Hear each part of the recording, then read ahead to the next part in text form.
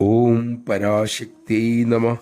ഒരു ഭക്ത ചോദിച്ചു, അമ്മേ, അമ്മയും ഞങ്ങളും തമ്മിലുള്ള അകലം എത്രയാണ്?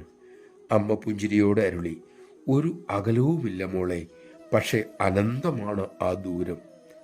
ഭക്ത അമ്പരപ്പോടെ ചോദിച്ചു, അമ്മ പറയുന്നത് പരസ്പരം വിരുദ്ധമല്ലേ? അമ്മ പറഞ്ഞു, അങ്ങനെ മോൾക്ക് തോന്നും. കാരണം നിങ്ങൾക്ക് നിങ്ങളുടെ മനസ്സിന്റെ പരിമിതിയെ അറിയില്ല. ഈശ്വര മഹിമ അറിഞ്ഞാലേ മനസ്സിന്റെ പരിമിതി, മനസ്സിന്റെ നിസ്സാരത അറിയാൻ കഴിയൂ.